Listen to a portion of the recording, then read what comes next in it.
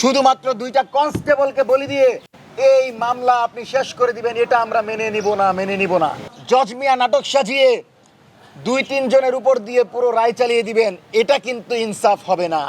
আজকে আওয়ামী লীগ নিষিদ্ধ হয়েছে, সেজন্য সরকারকে ধন্যবাদ জানাই। এবং আওয়ামী লীগ নিষিদ্ধ হওয়ার পর কোনো দল যদি আওয়ামী লীগের কার্যক্রমকে সচল করার পক্ষে কথা বলে, তাহলে আওয়ামী লীগের পৃষ্ঠপোষক অর্থাৎ সন্ত্রাসী সংগঠনের পৃষ্ঠপোষক হিসেবে তাদেরকেও বিচারের মুখোমুখি করার সুযোগ আছে। সুতরাং আমরা মনে করি কোনো দল সেই দুঃসাহস করবেন না। যারা গণহত্যা চালিয়েছে, যারা জুলাই আমার মা বোনদের উপর আঘাত করেছে, যারা আবু সাইদ ওয়াসিম মুগদের উপর গুলি করেছে, আজকে তাদের রায়ের ক্ষেত্রে 2 জনকে বলির পাঠা করে বাকিদেরকে মুক্তি দেওয়া হলো। এটা কি ধরনের তামাশা? আবু সাইদ হত্যার পেছনে তৎকালীন আইজিপি সহ পুলিশের ঊর্ধ্বতন কর্মকর্তারা জড়িত। শুধুমাত্র 2টা কনস্টেবলকে বলি দিয়ে এই মামলা আপনি শেষ করে দিবেন, এটা আমরা মেনে নিব না। আদালতকে সম্মান করি, কিন্তু আমরা এটাও বলতে চাই, গ্রেফতার করবেন, বিচারের নাটক সাজাবেন, জজ মিয়া নাটক সাজিয়ে 2-3 জনের উপর দিয়ে পুরো রায় চালিয়ে দিবেন, এটা কিন্তু ইনসাফ হবে না। এটার জন্য আমরা লড়াই করি নাই। সুতরাং আমরা মনে করি আবু সাইদের যে রায় হয়েছে সেই রায়ে আমরা সন্তুষ্ট না, এবং তার পরিবার ঠিক একই কথা জানিয়েছে। পাশাপাশি সরকারকে 6 ঘন্টা সময় দিচ্ছি। আমার যে ভাইয়েরা আমরণ অনশনে বসেছে, এদের ইতিমধ্যে স্বাস্থ্যের অবস্থা অত্যন্ত আশঙ্কাজনক। যদি এদের কিছু হয়ে যায়, এই সরকারকে কিন্তু দায় নিতে হবে।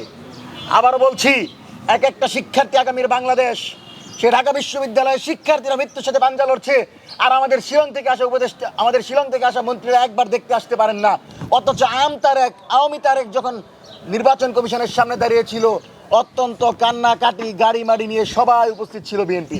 তো আপনারা কি এটা বুঝাতে চান যে যারা ভারতীয় প্রক্সি, যারা আওয়ামী লীগের প্রক্সি, তাদেরকে ভালোবাসবেন, আর যারা ফ্যাসিবাদ বিরোধী লড়াইয়ের মাধ্যমে আপনাদেরকে আজকে ক্ষমতায় আনছে তাদেরকে উপেক্ষা করবেন? তাহলে আপনার পরিণতি হাসিনার মতোই হবে। কিন্তু আমরা সেটা কিন্তু চাই না। এখনো বলছি, 6 ঘন্টার ভিতর তাদের কাছে সরকারের পক্ষ থেকে কোনো ধরনের দায়িত্বশীলকে আসতে হবে এবং আমাদেরকে এ ব্যাপারে ইতিবাচক পদক্ষেপ জানাতে হবে।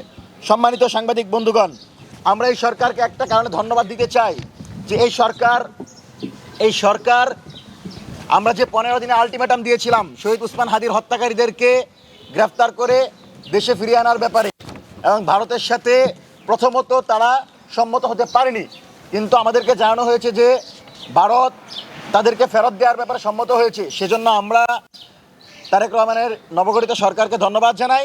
তবে আমরা আশঙ্কা মুক্ত নই। আমরা আশঙ্কা এখনও আছে বলে মনে করি। যতক্ষণ পর্যন্ত না আমরা তাদেরকে বাংলাদেশে দেখতে পাবো, ততক্ষণ পর্যন্ত আমাদের এই দাবিগুলো বলবৎ